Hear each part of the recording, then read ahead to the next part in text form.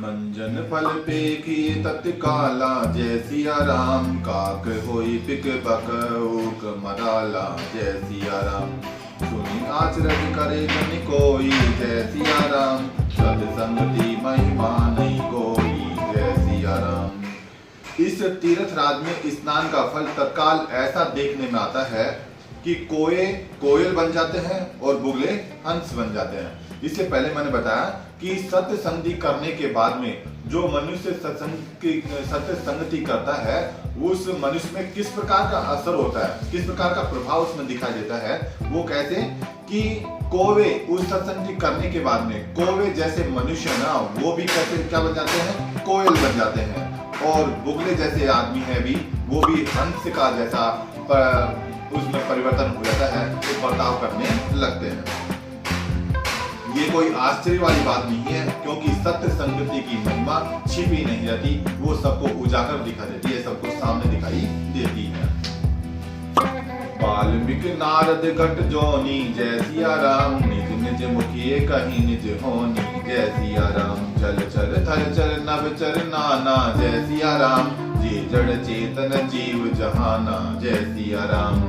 वाल्मीकि जी, नारद जी और अगस्त्य जी ने अपने अपने मुखों से अपनी होनी कही है। अर्थात वाल्मीकि जी जो भगवान श्री राम, ये रामचंद्र मानस जी हैं, उनका जिन्होंने रचना की है वो, और नारद भगवान ने और अगस्त्य मुनि जी हैं, उन्होंने अपनी अपनी मुख से इन भगवान श्री रामचंद्र मानस जी का अपना अपने तरीके से बखान किया है। जल में रहने वाले, जमीन पर रहने वाले और आकाश में चलने वाले नाना प्रकार के जड़ और चेतन जितने जीव इस जगत में हैं, उन सब ने इनका बखान है अपने कानों से सुना है।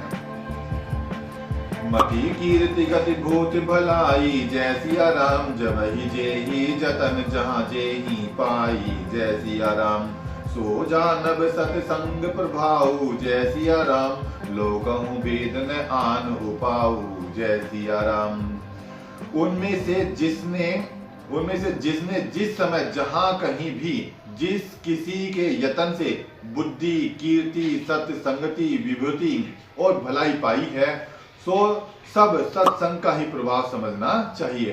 ये जितने भी जीव प्राणी हैं, उन्होंने सबने जिसके मुख से भी, जिसकी बुद्धि से, जिसकी कीर्ति से, जिसकी सत्य संगति के द्वारा जिसने भी सत्संगति पाई है, उनमें प्रभाव देखने को मिला है। वेदों में और लोकों में इनकी प्राप्ति का दूसरा कोई उपाय नहीं है। रामचरित्र मानस जी सुनने के बाद में जो प्रभाव सुनने को मिला, जो प्रभाव परिवर्तन होता है, तो वो प्रभाव या परिवर्तन कहीं अन्यत्र देखने को नहीं मिलता, दूसरी जगह देखने को नहीं मिलता। बिनु सत्संग विवेक न होई, जय सिया राम। राम कृपा बिनु सुलभ न सोई, जय सिया राम। सत्संगत मूल मंगल मूला, जय सिया राम। सोई फल सिद्ध सब साधन फूला, जय सिया राम।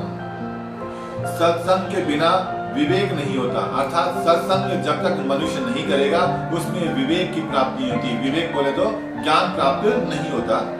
और श्री रामचंद्र जी की कृपा के बिना सत्संग सहज में मिलता नहीं। और यदि राम की कृपा किसी मनुष्य पर नहीं होती है, तो उस राम की कृपा न होने के कारण उस मनुष्य को सत्य संगति की भी प्राप्त नहीं होती। अर्थात जो कुछ होता है मनुष्य के साथ में, आदमी के साथ में जो भी कुछ होता है, उसमें भगवान श्री राम का ही हाथ होता है। भगवान राम के द्वारा ही सब कुछ की प्राप्ति होती है।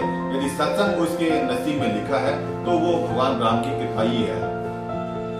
सत्संगति आनंद और कल्याण की जड़ है। सत्य संगति क्या है कि आनंद और कल्याण, मनुष्य का कल्याण जो है ना वो भी, और उसमें जो आनंद की प्राप्ति होती है वो भी, उसकी जड़ है सत्संगति। अर्थात सत्य संगति के द्वारा ही आनंद की प्राप्ति होती है, और मनुष्य का कल्याण भी सत्य संगति के द्वारा ही लिखा हुआ होता है। सत्य संगति सिद्ध ही फल है और सब साधना को फूल है ना। सत्संगति है वो सिद्ध फल है, अर्थात सिद्धि किया हुआ फल है ना, और सब साधना का फूल है।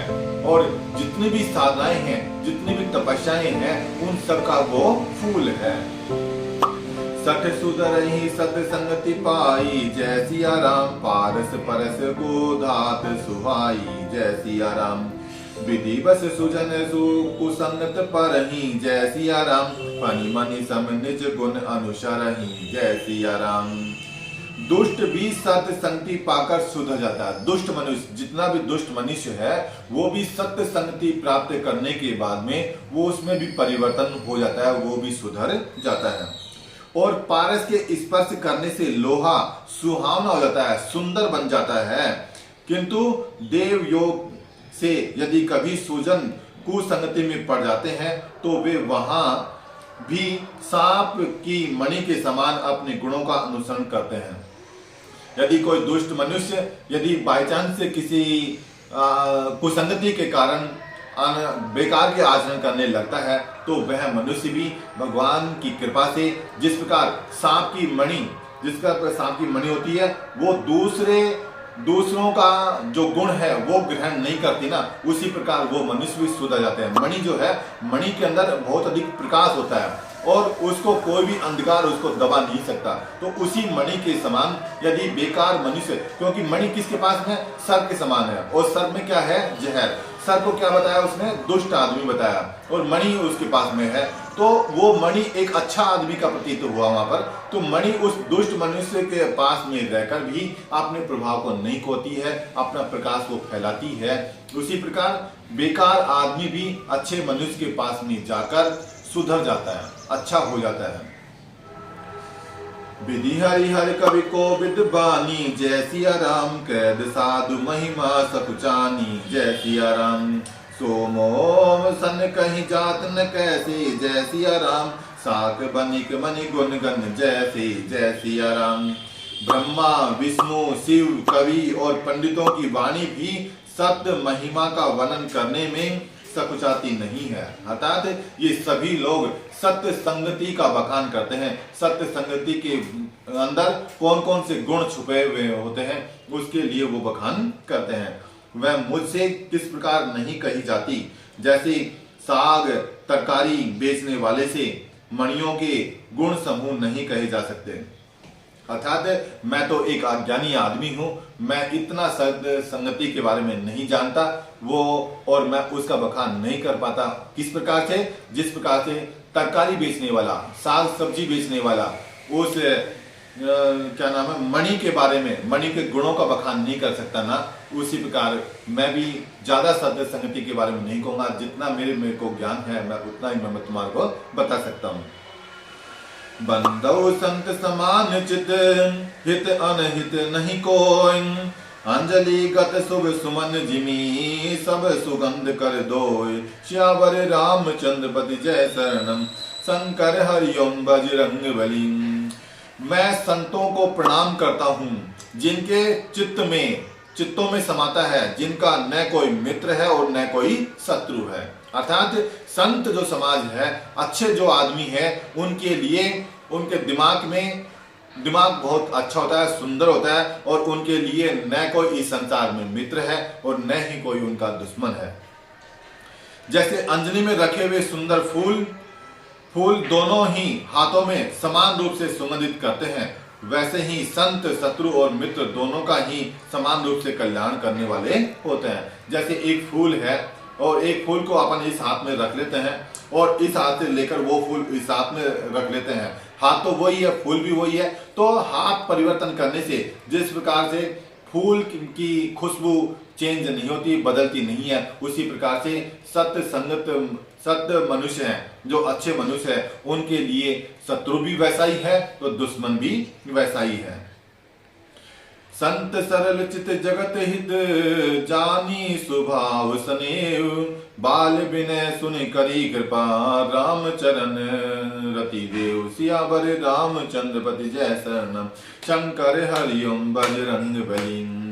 संत सरल हृदय और जगत के हितकारी होते हैं। संत मनुष्य होते हैं, वो हमेशा खुद के बारे में नहीं सोचते हैं, वो जगत के बारे में सोचते हैं, वो संसार के बारे में सोचते हैं।